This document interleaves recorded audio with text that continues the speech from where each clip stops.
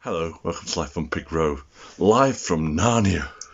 It is still an icebox and snow out there. By now, Mr. Tumnus would have packed up and left. But things carry on as best as we can. This week, I'm going to show you how I've been making a model of my garden, yet things have got that desperate. I am making a model of a garden that I am desperate to build. And Carol and Dee share what they've been doing for Chinese New Year. So, a while ago we showed you how to do a two-dimensional drawing of your garden and doing cut-out beds to move them around. I can move all these around any configuration I want. So again, I can take these out and go, well, you know what? I'm going to have all my rotation beds down here. They're really the factory. Now I'm happy with it. I've actually drawn it out onto a piece of paper, but I want to see how it looks if I was stood in the garden at different points. So for those of you who don't believe we've had snow, here's a cutaway of snow just from yesterday.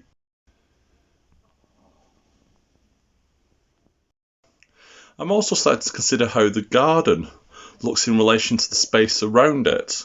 Originally I was going to completely enclose it with a fence. Now the problem with this is that it creates problems in the wider garden for the wind moving through it. So I had to think about this and where I wanted it screened and where I didn't want it screened. And I cut it down from being screened all the way round to just screening the formal area, and there's a reason for that. It means I can grow up that screen as a backdrop using sweet peas or even vegetables. And then I wanted screens as we came into the garden so it sent your eye to a focal point. In other words, it was a journey, but more importantly, it was just about sometimes in your life you want a bit of privacy. So that's quite a private area. Now, this is easier than you think it is. It's about cutting out that graph paper again. So these are 3-foot high screens with a path down the middle. And logically, I'm going straight away, well, I need a focal point. So it changed the garden design a little bit. So here's my focal point. This, believe it or not, is not a tree, but a bird bath. I want an ornate bird bath here. I want water in the garden. And that, again, changed the shapes of the beds around it. And also, you can see here, I've put another screen there, just to make it semi-private. And as we moved down the garden, I thought, well, you know what? I want something to block it off a little bit more. So what about a big arch that runs all the way down? And how would that look? So, as you can see, there you are. There's a snapshot of part of my garden. That includes the bird bath, a screen, and an arch. Let's look at what Carol and Dee have been doing with Chinese New Year.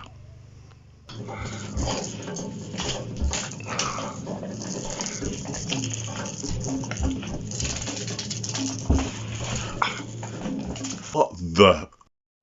And then we come to the north end of the garden.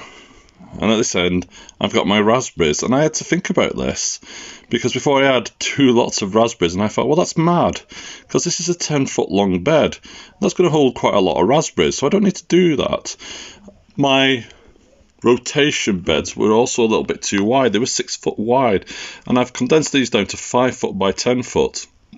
This allowed me to have an arch over 2 of them running down the path, and again that gives me scope to grow beans across them, trailing pumpkins, and then we move slow down into the more formal areas of the garden, and then back into lettuces, annual crops, and then out through that gap there. So yeah, I've mapped out the garden, I've made it visual, and the great thing about it, it makes me consider how I would move around the space as a disabled person. I got rid of the compost heaps that I initially had on my plan. The reason for that is I can't turn compost heaps, but what I can do is get those plastic compost heaps, the ones that look like Daleks, place them on the beds where I know I need new compost. So literally, at the end of the year, all I do is pull that compost bin away and rake out the compost. It's a neat little hack. And that's it from Life on Pig Row. And join us sometime in the future where we might actually do some gardening and not just make it out of paper. If you like what we do, don't forget to like and subscribe. Please. We're so desperate.